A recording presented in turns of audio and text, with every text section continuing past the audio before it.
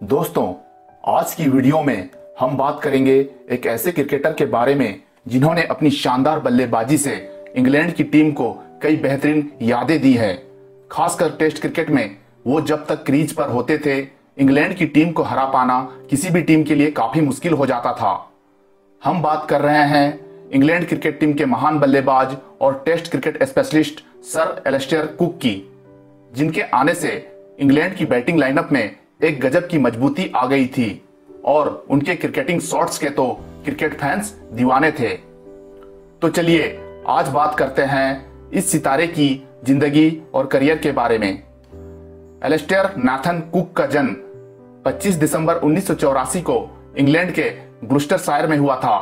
उनके पिता Graham cook एक टेलीकॉम इंजीनियर थे और उनकी मां स्टेफनी एक टीचर थी। कुक को बचपन में म्यूजिक में काफी इंटरेस्ट था और वो शुरुआत में एक म्यूजिशियन ही बनना चाहते थे। शुरुआत में उनका परिवार मिड एसेक्स में विकहैम बिशप्स नाम के एक गांव में रहा करता था। कुक ने अपनी schooling saint Paul's cathedral school और बेडफोर्ड स्कूल से पूरी की। बेडफोर्ड स्कूल में पढ़ाई करने के दौरान उन्होंने पियानो और सैक्सोफोन बजाना सीख लिया था। समर हॉलीडेज के दौरान कुक पास के मेलडोन क्रिकेट क्लब में क्रिकेट खेलने भी जाया करते थे। जब कुक 13 साल के हुए तब उनका पूरा ध्यान क्रिकेट की तरफ हो गया और उन्होंने म्यूजिक को छोड़कर क्रिकेट में ही अपना करियर बनाने का फैसला किया। बाद में उन्होंने मेलबोर्न क्रिकेट क्लब को ज्वाइन किया और अपने ही स्कूल की टीम बेडफोर्ड स्कूल 11 के खिलाफ ही खेलते हुए शतक भी बना दिया। अगले 4 सालों में इस क्लब के लिए खेलते हुए कुक ने 17 शतकों और लगभग 88 की औसत के साथ 4396 रन बनाए, जिसमें 2 दोहरे शतक भी शामिल थे। स्कूलिंग क्रिकेट में बेहतर प्रदर्शन करने के बाद उन्होंने साल 2003 सीजन के अंत में एसेक्स की तरफ से नॉटिंघमशायर काउंटी क्रिकेट क्लब के खिलाफ खेलते हुए फर्स्ट क्लास क्रिकेट में भी अपना कदम रखा। साल 2004 में लिसेस्टरशायर के खिलाफ खेलते हुए कुक ने अपनी पहली फर्स्ट क्लास सेंचुरी लगाई। आगे के मैचों में भी कुक ने कई मैच विनिंग पारियां खेली और टीम में अपनी उपयोगिता को साबित किया। फर्स्ट क्लास क्रिकेट में शानदार प्रदर्शन करने के बाद उन्होंने मार्च 2006 को भारत के खिलाफ पहले टेस्ट में खेलते हुए इंटरनेशनल क्रिकेट में अपना कदम रखा और पहली पारी में 60 और दूसरी पारी में नाबाद 104 रनों की लाजवाब पारी खेलकर अपने इंटरनेशनल करियर की शुरुआत बड़े ही धमाकेदार अंदाज में की। इसी साल जून में श्रीलंका के खिलाफ खेलते हुए उन्होंने ओडीआई क्रिकेट में भी अपना डेब्यू किया, लेकिन वो इस बार अपने ओडीआई डेब्यू को टेस्ट क्रिकेट की तरह धमाकेदार नहीं बना सके और केवल 39 रन बनाकर पवेलियन लौट गए। जुलाई 2006 में उन्होंने पाकिस्तान के खिलाफ टेस्ट सीरीज में 2 बैक टू बैक सेंचुरी की मदद से 403 रन बनाए और इंग्लैंड को यह टेस्ट सीरीज 3-0 से जिताने में अपनी महत्वपूर्ण भूमिका निभाई। साल 2007 में भारत के खिलाफ पहले ओडीआई मैच में उन्होंने 102 रनों की शानदार मैच विनिंग पारी खेलकर ओडीआई क्रिकेट में अपना पहला शतक भी बना दिया, लेकिन आगे के मैचों में उनका प्रदर्शन बहुत ही निराशाजनक रहा, जिसके बाद उन्हें ओडीआई टीम से हटा दिया गया।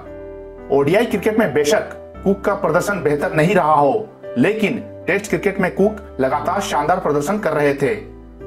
लेकिन साल 2010 में पाकिस्तान के खिलाफ होम टेस्ट सीरीज में कुक का प्रदर्शन बहुत ही खराब रहा और वो पूरे सीरीज में केवल 167 रन ही बना सके, जिसके बाद कुक को काफी क्रिटिसाइज भी किया गया और उनके टीम में बने रहने पर भी सवाल उठाए गए। इसी साल नवंबर में ऑस्ट्रेलिया के खिलाफ एशेज सीरीज भी होने वाली थी और कप्तान एंड्रू स्ट्रॉस ने पाकिस्तान के खिलाफ पिछले टेस्ट सीरीज में कुक के खराब प्रदर्शन और क्रिटिक्स के दबाव के बावजूद कुक को टीम में रखने का फैसला किया। कुक ने भी ऑस्ट्रेलिया के खिलाफ एशेज सीरीज के पहले ही टेस्ट में 67 और नाबाद 235 रनों की शानदार मैच सेविंग पारी खेलकर टीम में अपनी उपयोगिता को एक बार फिर साबित करते हुए क्रिटिक्स को भी मुंह तोड़ जवाब दे दिया। जैसे जैसे ये एशेज सीरीज आगे बढ़ती गई, वैसे वैसे कुक का प्रदर्शन भी बेहतर होता चला गया। अंत में वो 766 रन बनाकर इस एशेज सीरीज के हाईएस्ट रन स्कोरर रहे और इंग्लैंड की टीम को ये एशेज सीरीज 3-1 से जिताने में अपना महत्वपूर्ण योगदान दिया। साथ ही अपने बेहतरीन प्रदर्शन के लिए कुक को प्लेयर ऑफ द टूर्नामेंट के अवार्ड से भी नवाजा गया। साल 2011 में उन्होंने भारत के खिलाफ 294 रनों की एक और शानदार मैच विनिंग पारी खेली और अपने टेस्ट करियर का हाईएस्ट स्कोर भी बना दिया। इसी साल वो आईसीसी द्वारा test player of the year भी चुने गए। एशेज सीरीज में शानदार प्रदर्शन करने के बाद साल 2011 में कुक को श्रीलंका के खिलाफ ओडीआई क्रिकेट में भी वापसी करने का एक और मौका दिया गया। कुक ने भी इस मौके का पूरा फायदा उठाते हुए अपने बल्ले से कमाल का प्रदर्शन किया और सीरीज में 298 रन बनाकर प्लेयर ऑफ द सीरीज चुने गए। इसी के साथ कुक ने अपने ऊपर लगे टेस्ट क्रिकेटर के लेवल को भी हटा दिया। साल 2011 के वर्ल्ड कप में क्वार्टर फाइनल मुकाबले से बाहर होने के बाद निराश एंड्रू स्ट्रॉस ने इंग्लैंड टीम की कप्तानी छोड़ दी, जिसके बाद एलिस्टेयर कुक को दोनों ही फॉर्मेट्स का नया कप्तान बना दिया गया।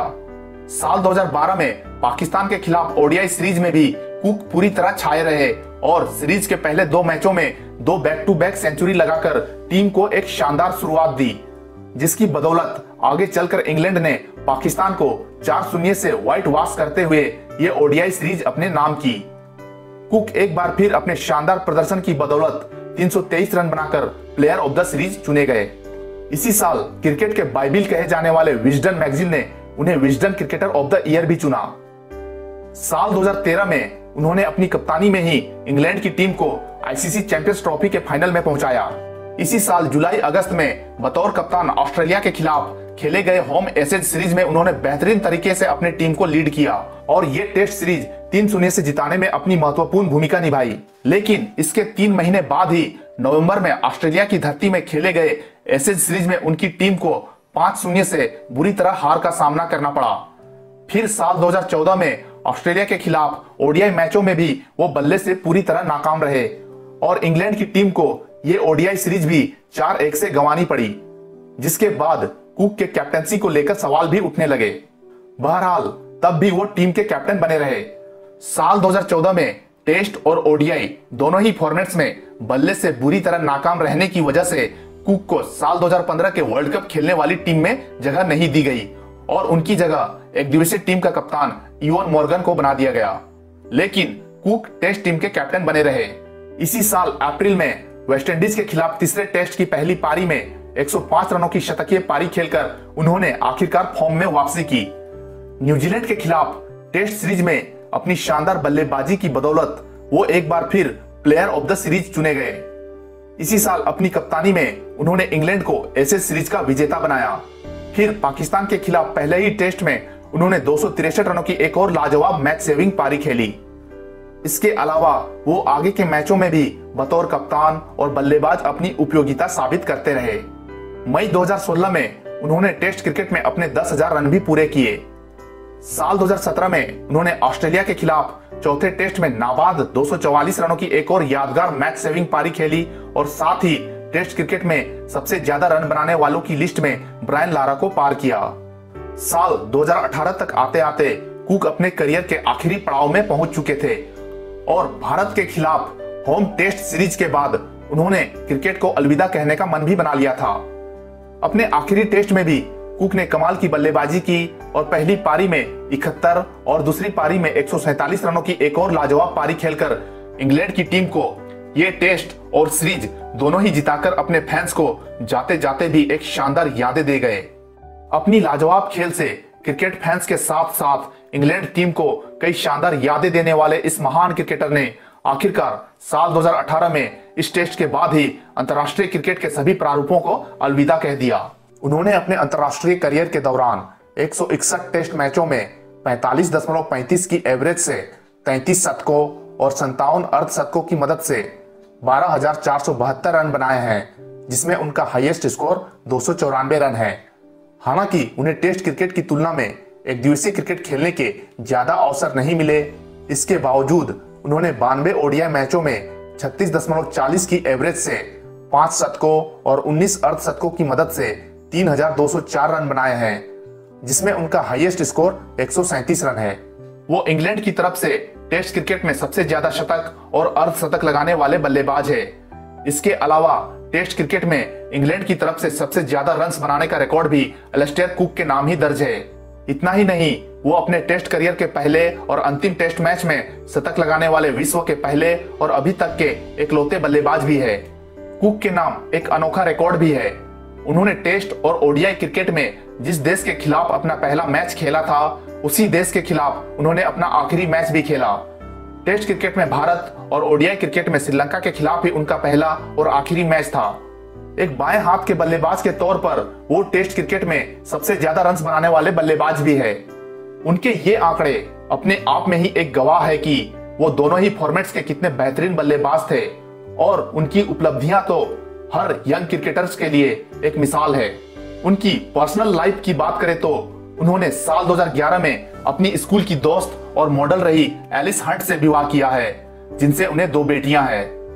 साल 2019 में इंग्लैंड क्रिकेट में उनकी अचीवमेंट्स को देखते हुए कुक को नाइटहुड से भी सम्मानित किया गया, जिसके बाद वो सर एलिस्टेयर नाथन कुक कहलाए गए। ऑन द फील्ड वो जितने शानदार क्रिकेटर थे, ऑफ द फील्ड उतने ही अच्छे ह्यूमन बीइंग भी है। वो अपने खाली वक्त में कई तरह के चैरिटी कार्यों में हिस्सा लेते रहते हैं। उन्होंने टेस्टिकल कैंसर के बारे में अवेयरनेस को बढ़ाने के लिए अपने टीममेट रहे स्टुअर्ट ब्रॉड और जेम्स एंडरसन के साथ मिलकर एक नेकेड फोटो शूट भी करवाया था। चैरिटी कार्यों के अलावा उन्हें फार्मिंग का भी बहुत शौक है। फिलहाल वो अपने परिवार के साथ अपने रिटायरमेंट को एंजॉय कर रहे हैं और हम उम्मीद करते हैं कि जल्द ही वो हमें कोई अहम भूमिकाओं में नजर आएंगे। इसमें तो कोई शक नहीं है कि वो एक महान क्रिकेटर थे। उन्होंने इंग्लैंड क्रिकेट के लिए जो योगदान दिया है उसके लिए इंग्लैंड क्रिकेट हमेशा उनका आभारी बना रहेगा। और जब भी टेस्ट क्रिकेट में एक शानदार, स्टाइलिस्ट और मैच विनिंग क्रिकेटर की बात की जाएगी तो सर एलिस्टेयर कुक का नाम उसमें जरूर लिया जाएगा। तो दोस्तों, ये तो थी इंग्लैंड क्रिकेट टीम के महान बल्लेबाजों में से एक सर एलिस्टेयर कुक की शानदार सफर की एक छोटी सी दास्तान। दोस्तों, अब आप मेरे वीडियोस की ऑडियो समरी मेरे प्रतिलिपि एफएम चैनल पर भी सुन सकते हैं और मुझे इंस्टाग्राम पर भी फॉलो कर सकते हैं। आपकी सुविधा के लिए ये दोनों ही लिंक इस वीडियो के नीचे दिए गए डिस्क्रिप्शन बॉक्स पर मौजूद है। तो दोस्तों, आज की वीडियो में बस इतना ही। ऐसे ही और भी इंटरेस्टिंग टॉपिक के साथ आपसे मिलता हूं अपने अगले वीडियो में। तब तक के लिए बाय।